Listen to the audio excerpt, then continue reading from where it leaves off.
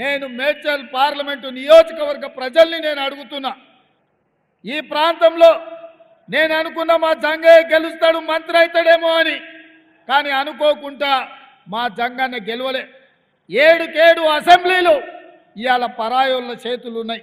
ఏమి చేయాలన్నా, ఏమి అడగాలన్నా, ఏమి ప్రతిపాదనలు తేవాలన్నా ఇవాళ మనోడు లేడు. వెనకటికి పెద్దోళ్ళు చెప్పారు మట్టికి పోయినా ఇంటోడే పోవాలని. మరి నేను ఇవాళ అడుగుతున్న మిత్రులారా, మన ప్రాంతం అభివృద్ధి చెందాల్సిన అవసరం లేదా? మన ప్రభుత్వం ఉన్నప్పుడు, మన వాళ్ళు ఎమ్మెల్యేలు లేకపోయినప్పుడు, కనీసం మన వాళ్ళు ఎంపీగా అయినా ఈ ప్రాంతంలో ప్రాతినిధ్యం వహిస్తే మీ సమస్యలు సరాసరి ప్రభుత్వం దృష్టికి తీసుకొచ్చి మీ సమస్యల్ని పరిష్కరించే బాధ్యత మీ పార్లమెంటు సభ్యురాలు సోదరిమణి సునీతమ్మ తీసుకుంటుంది. వాస్తవంగా పార్టీ సునీతమ్మను చేవెళ్ళ పార్లమెంటు నుంచి నిలబెట్టాలని అనుకున్నారు.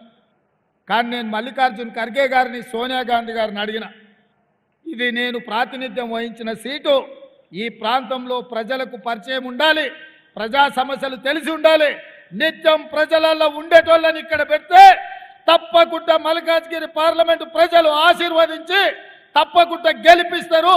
సునీతమ్మని ఇక్కడ ఎన్నికల బరిలో పెట్టండి.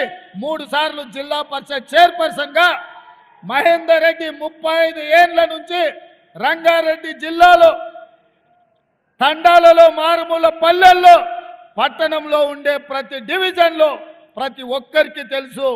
ఎమ్మెల్యేగా, మంత్రిగా, ఎమ్మెల్సీగా, చీఫ్ విప్గా ఈనాడు ప్రతి సమస్య మీద అవగాహన ఉన్నది. సునీతమ్మను మీరు ఎంపీగా గెలిపిస్తే మీకు బోనస్గా మహేందర్ రెడ్డి ఎమ్మెల్సీగా, చీఫ్ విప్గా మీ సమస్యల్ని పరిష్కరించడానికి వారు తోడుంటారు. మీరు ఒక్క ఓటేసి గెలిపిస్తే మీకు 2 సేవకులు ఈ మల్కాజ్గిరి పార్లమెంటుకు వస్తారని చెప్పి నేను ఈ సందర్భంగా తెలియజేయదలుచుకున్నాను.